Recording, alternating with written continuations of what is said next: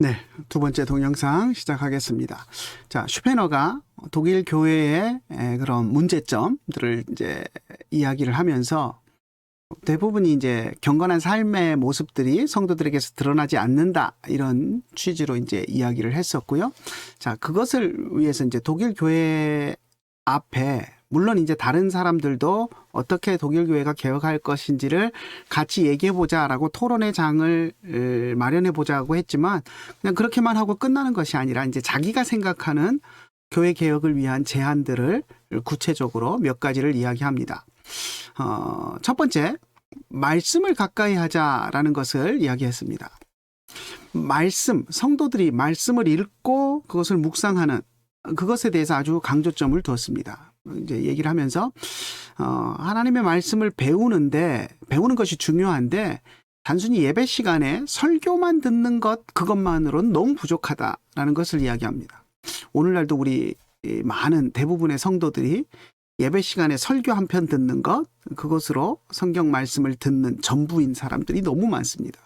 근데 그것도 이제 설교 시간에 많은 목사님들이 정말 말씀만 잘 전하면 좋은데, 또 어떤 목사님들 보면 말씀보다 유머나 우스갯소리, 뭐 세상 이야기 이런 것들로, 자기 사는 이야기 이런 것들로만 막 점철을 하고, 실제적으로 뭐 20분 30분밖에 안 되는 그 설교 시간마저도 하나님의 말씀은 거의 없고 하나님의 말씀은 소외된 그런 모습들을 보는데, 아무튼 슈페너는 이제 종교개혁 직후기 때문에 아마 종교개혁자들이 종교개혁에 이제 그런 마음들이 있는 개혁주의 설교가들이 많았기 때문에 교회 안에서 설교는 풍성하게 하나님의 말씀을 가르치는 그런 설교가 이루어졌을 것입니다. 그런데 그 설교 시간만으로는 말씀을 받는 것이 부족하다라는 겁니다. 그러니까 성도들 스스로 성경을 읽어야 되고, 또 성도들이 서로 성경을 같이 읽고 토론하고 하는 소그룹 모임들이 있으면 더 좋겠다, 이런 제안들을 합니다. 그리고 그런 소그룹 모임은 마땅히 목사님들이 책임지고 이끌어야 된다. 목사의 역할을 강조합니다. 오늘날 이제 이 소그룹, 우리 특히 이제 가정교회 뭐 이런 거 이야기하시는 분들이 이 교회를 소그룹으로 이렇게 만들고 가정교회라는 이름으로 소그룹 운동들을 많이 진행을 합니다. 그런데 대부분 보면 그 소그룹을 뭐 목자, 목녀 뭐 이래가지고 이제 평신도 리더들을 세워서 그 그룹들을 이끌어가게 하는데, 슈페너는 그런 것에 대해서 좀 부정적이었습니다. 왜냐하면 소그룹을 하더라도 소그룹의 리더자는 반드시 목사가 되어야 되고, 목사들이 책임지고 그 그룹을 말씀 가운데로 인도해 가야 된다라는 분명한 생각이 있었습니다. 그래서 그렇게 이야기를 했고요. 그래서 이제 가정교회, 이제 제가 조금 뭐 가정교회에 대해서 잘 알지는 못하지만 조금 부정적인 생각을 갖는 것이 뭐 소그룹, 물론 그런 소그룹들을 잘해서 교회가 부흥되고 하는 경우들이 많이 있어서 그런 것들을 고무적으로 보기도 하지만, 그런 이제 또 자기들 나름대로 또 가정교회 하시는 분들은 목자, 목녀, 리더들을 잘 양성한다고 하지만, 그것이 가정교회라고 이야기를 하지만 교회 안에는 목사가 있어서 말씀으로 이끌어가야 되는데, 말씀으로 이끌어갈 리더자가 없는 것을 가정교회다라는 이름으로 부르면서 그것을 그것이 최고의 방법인 것처럼 이렇게 하는 것에 대해서 저는 조금 부정적인 그런 마음이 있습니다. 그래서 물론 그것을 안 하고 소그룹도 안 하고 하는 것보다는 훨씬 나은 방법이다라고 생각하지만, 그것이 이상적인 방법이다라는 데는 약간 저는 회의적인 그런 생각이 있습니다. 뭐 여러분들마다 또 생각이 다르신 분도 있겠지만 그건 제 생각이니까. 아무튼 그렇고요. 슈페너도 그런 부분에 대해서 저하고 좀 공감이 되는 것 같습니다. 왜냐하면 소모임은 그냥 평신도들에게 맡겨질 것이 아니라 목사들이, 말씀의 깊이가 있는 목사들이 책임지고 성도들을 말씀 가운데로 이끌어가는 그런 소그룹이 되어야 된다, 이런 이제 생각을 가지고 있었고요. 그리고 성도들의 삶 가운데, 일반 삶과 그런 일반 삶 속에서의 대화 가운데도 말씀이 중심이 되도록 그렇게 해야 된다라고 이제 이야기를 하고 있고요. 성도들의 삶에 있어서 말씀을 읽고 연구하는 것보다 더 중요한 것은 결코 없다. 그래서 또 종교개혁자 루터도 성도들이 열심히 성경 읽기를 원했고 그래서 독일어로 성경을 번역한 것 아닙니까? 그죠? 그 이전에 독일어로 된 성경들이 읽기는 했습니다. 그런데 이제 구어체 성경, 오래된 구어체 성경들이 있었습니다. 우리말로 하자면 15세기 나란 말씀이 중기계다라는 그런 식으로 번역된 성경이 있었는데 그러니 일반 시장통에서 현대어를 가지고 쓰는 사람들은 그 성경을 읽을 수가 없는 거죠. 읽어도 무슨 말인지 모르고. 그래서 오늘날 우리 개역 개정 성경도 사실은 그렇지 않습니까? 나이 드신 분들은 옛날 한자 어투 이런 것들에 익숙하니까 읽으면서 어느 정도 이해가 되지만 젊은 신세대들은 한자어 이런 거 잘 모르는 세대들은 성경 읽으면서 무슨 말인지 읽어도 잘 이해 안 되는 그런 형인데 아무튼 그렇기 때문에 독일어로 이제 현대어로 시장통에서 사용되는 일반인들이 읽을 수 있는 그런 내용으로 루터가 성경을 번역하기도 했는데 그래서 루터는 성경을 일반 성도들이 열심히 읽기를 원했고 또 그렇게 할 것을 성도들에게 적극적으로 권면하고 성경도 번역하고 했습니다. 그래서 슈페너도 말씀을 가까이 하자. 말씀을 읽고 묵상하고 삶 속에서 계속 말씀을 서로 이야기하고 하는 것들이 성도들의 삶을 윤택하게 한다라고 이야기를 했습니다. 두 번째, 영적 제사장직을 바르게 정립하자라고 이야기했습니다. 이제 종교개혁에 어떻게 보면 핵심 사항이 만인 제사장이라고 우리가 이제 이야기하는 만인 제사장설이라고 이야기하는 그런 신학 사상입니다. 로마 교회는 사제들을 성직자라고 이야기하면서 일반 성도들은 그 지위를 많이 격하를 시켰습니다. 하지만 루터나 다른 종교개혁자들은 모든 성도들이 하나님 앞에서 왕 같은 제사장이다라고 선포를 하고 그리고 예수님이 십자가에 죽으심으로 우리가 직접 하나님 앞에 제사장 필요 없이 나아갈 수 있는 우리들이 제사장이 되었다. 우리들이 다 모두가 영적으로 제사장이다라는 그런 주장들을 했습니다. 그래서 사제의 중재가 없이도 마리아의 중재가 없이도 우리는 예수님의 보혈의 공로를 의지해서 바로 주님 앞에 하나님 앞에 나아갈 수 있다라는 것이 이제 영적인 제사장, 만인 제사장이라는 그런 신학적인 원리인데요. 모든 종교개혁자들이 그것에 공감을 했습니다. 교회 안에는 물론 분명히 공식적으로 임명된 목사 뭐 이런 직분자들이 있습니다. 그리고 그들이 공적인 거룩한 직무를 담당합니다. 공예배를 드릴 때 설교를 하고 하는 것들은 분명히 목사라는 직책을 받은 사람이 감당을 합니다.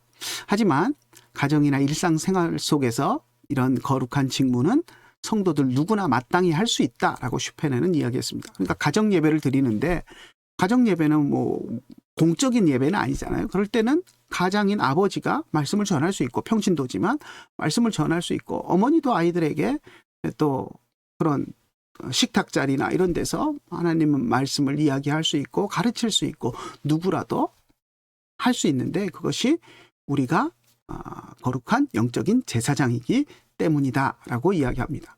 물론 공적인 자리는 물론 이제 공식적으로 인정이 된 직함을 가진 사람들이 마땅히 하는 것이 맞습니다. 그런데 슈페너는 뭐라고 이야기하냐면 그런 공식적인 자리라고 해도 그 공식적인 직분을 가진 직분자에게 문제가 생기면 직분자에게 문제가 생겨서 그 일을 감당할 수 없게 되면 성도 중에 누구라도 그 자리를 마땅히 감당할 수 있다라고 이야기했습니다. 한번 여러분 생각해 보십시오. 여러분 교회에 수요 예배 뭐 이렇게 이제 예배 드리려고 성도들이 모였는데 갑자기 목사님이 아프셔서 뭐 병원에 입원해 버렸다. 앰뷸런스에 실려갔다. 이런 상황이 되면 어떻게 해야 됩니까? 예배 안 드리고 다 집에 가야 되나요? 그렇지 않잖아요.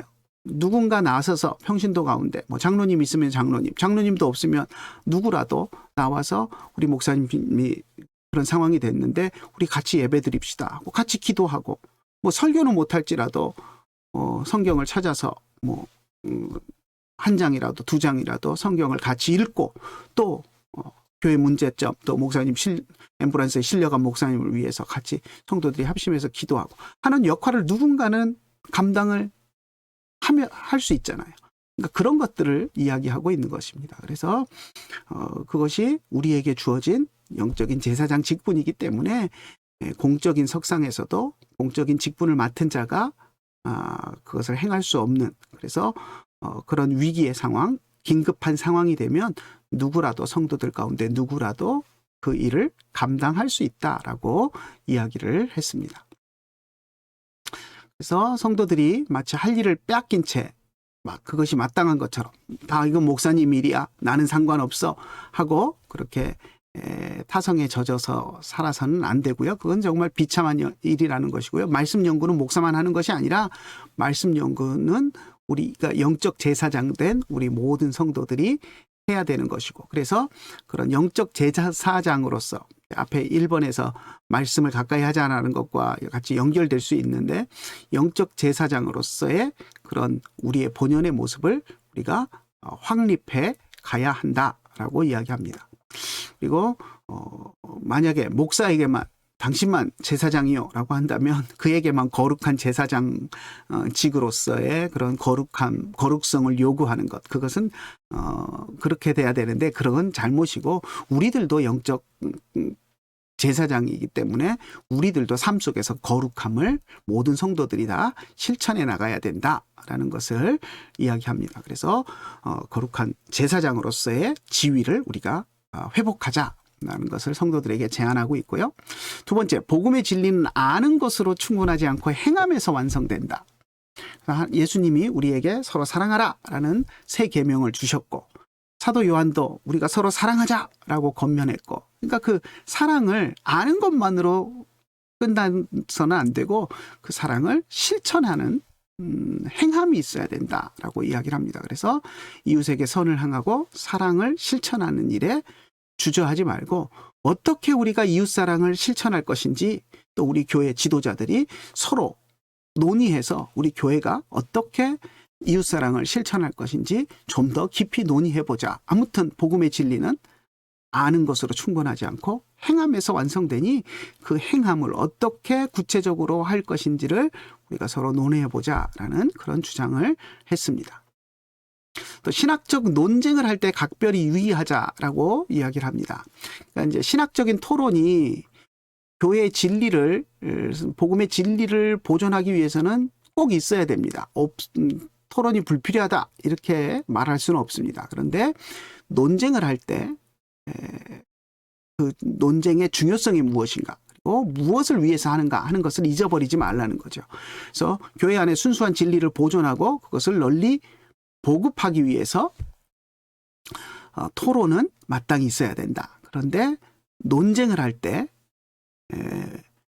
우리와 같은 신앙을 가진 사람들이 시험에 들지 않도록 신중해야 된다.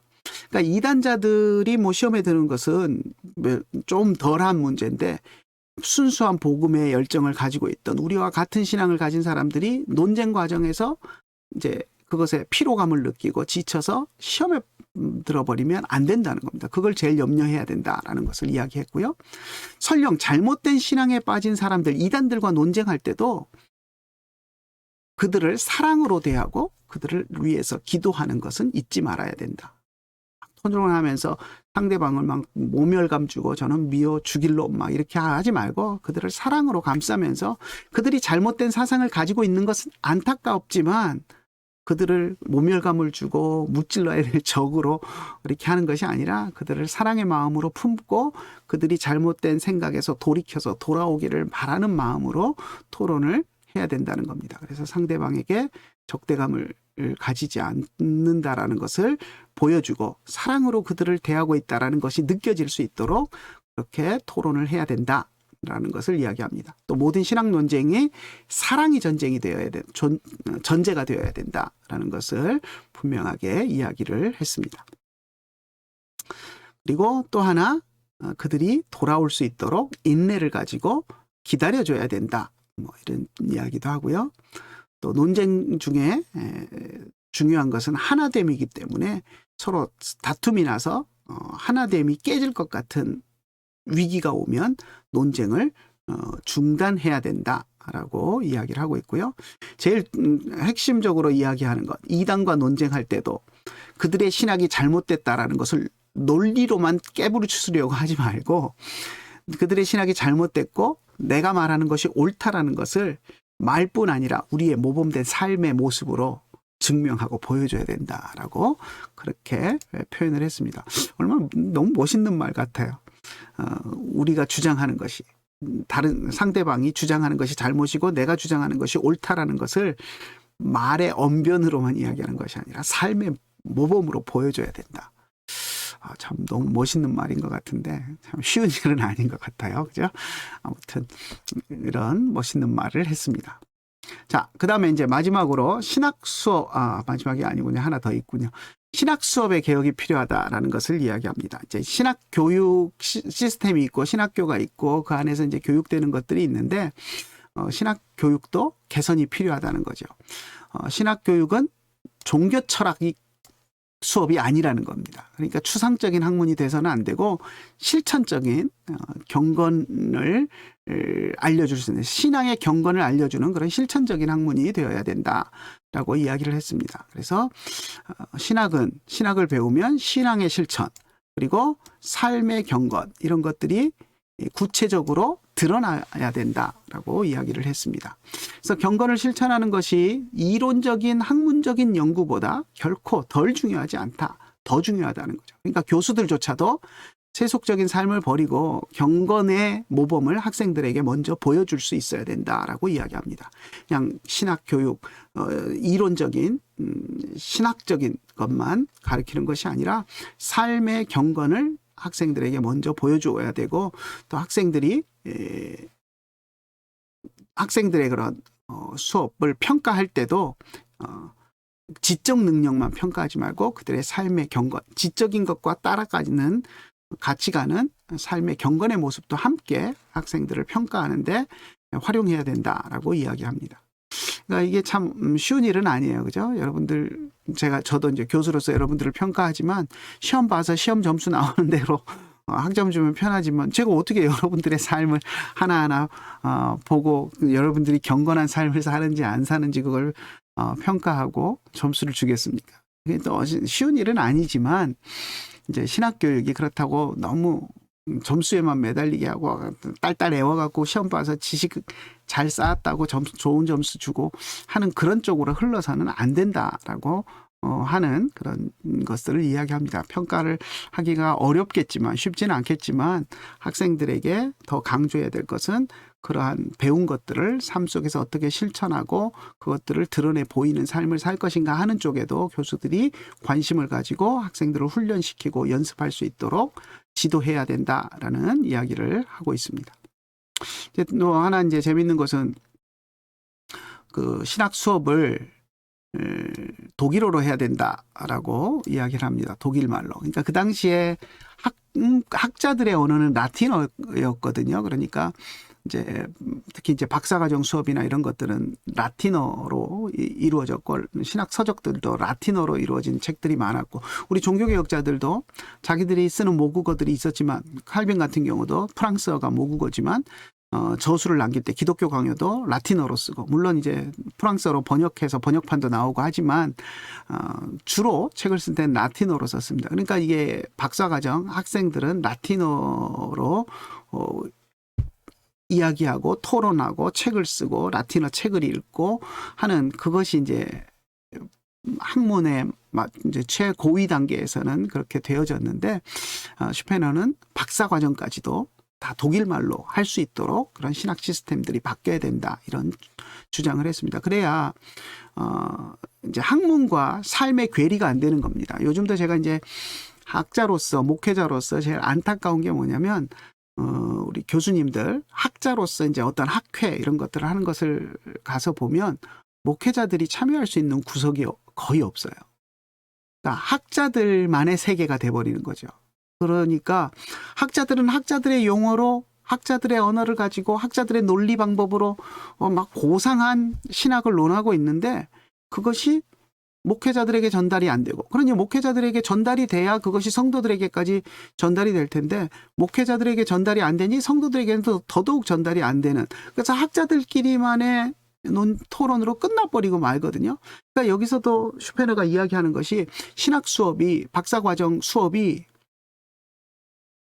라틴어로 이루어지면 그것이 독일어로 일반 성도들에게 삶 속에 전달이 되기가 어렵다는 겁니다. 그래서 어려운 신학적인 사상이나 이런 것들이 독일어로 그래도 수업되어지고 그것들이 토론되어지면 그것들을 토론한 사람들이 그 독일말로 토론되기 때문에 그것을 다시 독일말로 일반 성도들에게 가르치고 적용하고 하는 것들이 이루어질 수 있으니, 박사과정 수업까지도, 그것이 박사과정 수업이고 그런 토론이라고 할지라도 일반 삶과 괴리되면 아무 의미가 없으니 그것도 독일말로 행해서 일반 성도들에게 조금이라도 떡고물이, 유익이 올 수 있도록 하자라는 그런 취지로 이런 주장을 했습니다. 신학을 졸업하고 또 이미 목회자가 된 사람들을 위한 세미나도 필요하다라는 그런 주장을 했고요. 그래서 이런 신학적인 개선들이 이루어져야 된다고 이야기를 했습니다. 자, 마지막 하나 더 보고 마칩시다. 자, 설교에 대한 초점을 이야기하는데요. 설교의 초점은 신학 지식이 아니라 삶의 경건에 맞춰줘야 된다라고 이야기합니다. 여러분들도 이제 신학교에서 설교학을 배우실 텐데, 설교에서 가장 중심으로 두어야 될 것이 무엇이냐. 물론 개혁주의적인 설교를 해야 된다. 뭐 이제 설교학 교수님에 따라 그런 이야기를 하시는 분도 있을 겁니다. 개혁주의, 물론 신학은 개혁주의적인 신학 사상으로 설교를 해야 되겠죠. 바른 성경을 해석해서 잘못된 신학이 아닌 바른 신학에 맞춰서 설교를 해야 될 겁니다. 그런데 슈페너는 신학 지식을 전달하는 것이 설교가 아니라 성도들의 삶의 변화를 가져와야 된다. 삶의 경건을 이루어낼 수 있는 설교해야 된다라는 데 포커스를 맞춰서 이야기합니다. 그러면서 이제 당시에 많은 설교자들의 그런 설교를 지적을 하는데요. 많은 설교가 지적인 유희로 변질되었다. 왜냐하면 이제 설교가들이 종교개혁 이후에 이제 설교의 스타일들이, 종교개혁 이전에 그 로마교회의 예배는 종교개혁 이전의 로마교회의 예배는 뭐랄까, 성경을 알지도 못하고 라틴어도 알지도 못하고, 그러니까 돈 주고 성직을 사고 하는 사람들이 많았지 않습니까? 그래서 이제 성직 매매 뭐 이런 것들로 무리를 일으켰던 사람들이 제대로 된 그런 설교를 하지 못하고 이제 했던 그런 것들이 있었는데, 종교개혁 이후에는 종교개혁자들이 대부분 공부를 많이 한 학자들이었고, 또 그들이 성경에 대한 박식한 지식을 가지고 설교를 했습니다. 그러다 보니까 설교가 아주 수준 높고 지적인 그런 설교들이 많았습니다. 그러다 보니까 이제 그게 좋은 장점도 되지만 단점으로 보면 설교가 너무 지식적으로 고상한 언어 유희나 이런 것들로 흘러버렸다는 거죠. 변질되었다. 그래서 일반 성도들은 알아들을 수 없는 너무 고급 지식들만을 가지고 그렇게 설교를 했다. 학식 있는 자들만 알아들을 수 있는 그런 고급적인 설교가 되어버렸고, 평범한 사람들은 이해하지 못하는 설교, 또 아무도 알아듣지 못하는 원어가 난무하는 설교. 종교개혁자들이 원어에 늘 능통한 학자들이, 이제 그런 설교자들이 많았기 때문에 그런 설교가 많아져서 일반 성도들이 접근하기 어려운 설교가 되어버렸다. 또 많은 설교가들이 설교를 준비하면서 서론, 본론, 결론 잘 짜여진 기교적으로 세련된 그런 설교, 누가 봐도 흠없는 논리정연한 그런 설교를 하려고 노력은 했지만 그것이 성도들의 삶 속에 얼마나 파고 들어가는가 하는 것은 염두에 두지 않고 수사학적으로 훌륭하고 세련된 미사 여구를 통해서 설교문을 아름답게 꾸미는 그것에만 애를 썼지, 성도들의 삶과는 무관한 설교가 되는 경우들이 많았다라는 것을 지적을 합니다. 그러면서 설교단은, 강단은 설교자들의 그런 실력을 뽐내는 자리가 아니다. 그들이 얼마나 많은 지식을 가졌는지, 얼마나 세련된 논리를 구사하는지 그것을 드러내는 자리가 아니라 순전한 주님의 말씀의 능력이 선포되어야 되고, 그것을 성도들의 삶 속에 영향을 끼치는 설교가 되어야 된다. 하는데 초점을 맞춰서 슈페너가 독일 교회의 설교가 변해야 된다라는 것을 주장을 했습니다. 여러분들도 이제 신학을 하지만 여러분들이 이제 설교학도 들으면서 설교도 이제 하는 방법들을 익히고 준비해야 되고, 오늘 어떤 설교를 여러분들이 배우시는지 모르겠어요. 몇 해 전에 보니까 저 이제 칼빈에서 같이 공부했던 그 최경락 교수님이 설교 가르치시는 걸 제가 이제 봤는데, 몇 번 이렇게 오고 가며 학교에서 만나기도 하고 그랬는데, 최경락 교수 같은 경우는 3대지 설교, 옛날 전통적인 그 3대지 설교를 이렇게 이제 가르칩니다. 근데 뭐 여러분들이 어떤 3대지 설교를 배우시는지, 아니면 또 요즘 유행 따라 하는 설교들 같은데 보면 이제 원포인트 설교, 그래서 이제 하나를 이야기한다. 설교에서 뭐 너무 많은 걸 이야기하면 안 된다. 하나씩만, 한 포인트만 설교에서 초점을 맞춰 이야기해야 된다. 그래서 뭐 원포인트 설교 하기도 하는데, 뭐 3대지 설교도 결국은 원포인트 설교예요. 원포인트를 이야기하기 위해서 그 근거로 이제 3대지를 이야기하는 거니까, 뭐 원포인트 설교라고 이야기하든 3대지 설교라고 이야기하든 이제 뭐 방식에 따라 이제 강조를 뭐 어디다 하느냐에 따른 것이지 크게 뭐 그렇게 다르지는 않습니다. 그런데 또 요즘 보면 이제 설교가 감동을 주는 설교로 이제 흘러가는 것 같아요.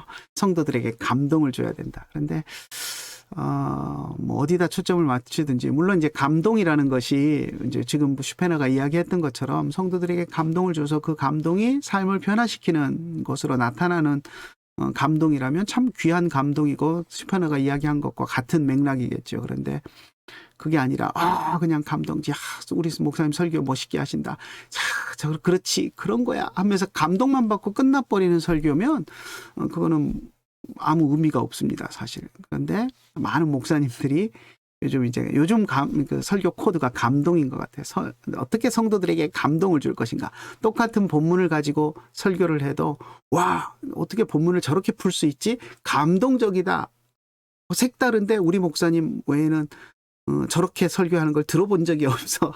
그런 감동을 주려고 하는 그런 쪽에 이제 너무 초점이 맞춰지는 것 같은데, 그런 감동이 되어서는 안 되고, 성도들이 감동받았으면 내가 잘못 살았구나, 감동이 되어서 바르게 내가 살아야 되겠구나, 삶의 변화를 일으킬 수 있는 그런 감동이 되어야 할 것 같아요. 뭐 원포인트가 돼도 한 포인트 성도들이 받아들이고 삶을 고쳐나갈 수 있는 3대지 설교가 돼도 그 세 가지 초점에 맞춰서 내 삶을 변화시킬 수 있는 설교, 같은 말씀을 근거로 내 삶을 변화시킬 수 있는 그런 내 삶의 경건을 주는 그런 설교가 되어야 되는데, 슈페너가 그것을 이야기하고 있습니다.